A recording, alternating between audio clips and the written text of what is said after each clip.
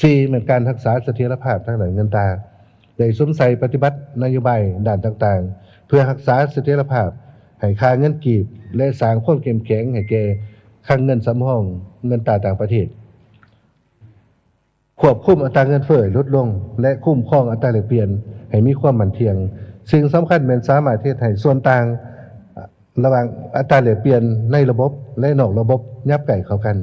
ยับยั้งสภาพการปั่นป่วนและเก็งกำไรจากอัตราแลกเปลี่ยนแก้ไข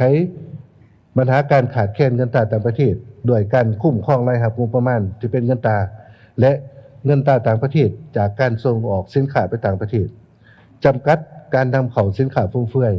และสินค้าที่ผลิตได้อยู่ภายในประเทศและการร่วมศูนย์บัญชีคลังเงินแห่งชาติอยู่ธนาคารแห่งสปป.ลาวซึ่งมาฮอดปัจจุบันคลังเงินตราสำรองต่างประเทศสามารถกุมการนำเข้า 5.12 เดือนได้ดำเนินนโยบายสินเชื่อเพื่อกระตุ้นเศรษฐกิจและปฏิบัตินโยบายสินเชื่อกระจายลงสู่ท้องถิ่นเพื่อกระตุ้นการผลิตทดแทนการนำเข้าและผลิตเพื่อเป็นสินค้าส่งออกของบรรดาจุลวิสาหกิจขนาดกลางขนาดน้อยกลุ่มบรรดากลุ่มผลิตและครอบครัวชาวเกษตรกรจำนวนหนึ่งหากได้รักษาเสถียรภาพทางด้านการค้าด้านราคาสินค้ารัฐบาลได้วางมาตรการต่างๆในการคุ้มครองราคาสินค้าเนื่องจากระยะ 2021-2023 ราคาสินค้ามีการเน้งติ่งเพิ่มสูงขึ้นย้อนการเพิ่มขึ้นของอัตราเงินเฟ้อบวกกับการอ่อนค่าของเงินกีบแต่ถึงอย่างไรก็ตามด้วยความพยายามของรัฐบาลและองค์การปกครองท้องถิ่นในการบังคับใช้มาตรการต่างๆเหมือนสามารถเฮ็ดให้ราคาสินค้าเน้งติ่งขึ้นบ่หลายในปัจจุบันพิเศษรัฐบาลได้มีการปรับปรุงราคาน้ำมันเสือไฟโดยตัดค่ากองทุนทางค่าหยอดสารมาร์เกอร์ค่าธรรมเนียมกวดกาคุณภาพและปริมาณน้ำมันและกองทุนน้ำมันออกจากโครงสร้างของราคาน้ำมันโดยให้กระทรวงการเงินจัดเก็บภาษีอากรน้ำมันตามกฎหมายและขึ้นแผนงบประมาณในแต่ละปี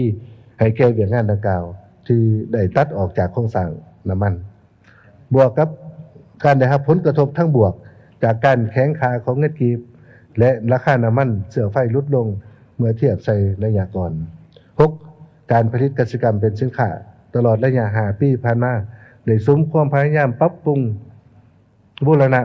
พื้นฐานวัตถุเทคนิคขับใส่แก่การผลิตกสิกรรมป่าไม้เพื่อรองรับการผลิตสามารถค้ำประกันเสบียงอาหารโดยพื้นฐานและมีส่วนส่งออกจำนวนหนึ่งในนี้การผลิตข้าวเปลือกปฏิบัติได้ 18.9 ล้านต้นเฉพาะปี 2025 ผลิตได้ 3.7 ล้านต้นเท่ากับ 96.6 ส่วนหอยของแผนการปีการผลิตเสบียงอาหารเฉลี่ยปฏิบัติได้ 2.4 ล้านต้นต่อปีการผลิตพืชเป็นสินค้าปฏิบัติได้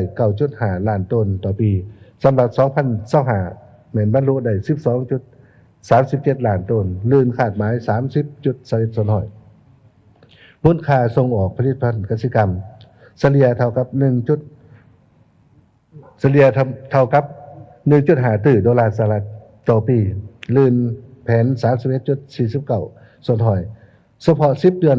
2025แม่นปฏิบัติได้ 1.5 ดอลลาร์สหรัฐลื่นแผนการ 0.51 ส่วนหอยมูลค่าผลิตภัณฑ์อุตสาหกรรมตกแต่งและหัตถกรรมปฏิบัติได้ 14,961 กีบเท่ากับ 76.22 ส่วนหอยของแผนการเพิ่มขึ้น 11.58 ส่วนหอยขาดคะแนนเมื่อปี 2025จะบรรลุได้ตามแผนการ 19,629 กีบในนี้ปี 2025สหรัฐอเมริกาได้ประกาศเพิ่มอัตราภาษีนำเข้าสินค้าต่อประเทศเฮาและบรรดาประเทศต่างๆในโลกซึ่งรัฐบาลก็ได้แต่งตั้งคณะพิสอบซึ่งเป็นสายรองนายกรัฐมนตรีผู้สินำของเขตเศรษฐกิจและการพัวพันร่วมมือกับต่างประเทศเป็นหัวหน้าคณะเพื่อประเมินผลและกำหนดทิศทางมาตรการแก้ไขปัจจุบันมันอยู่ในกระบวนการเจรจาสัญญา2 ฝ่ายเพื่อลดอัตราภาษีลง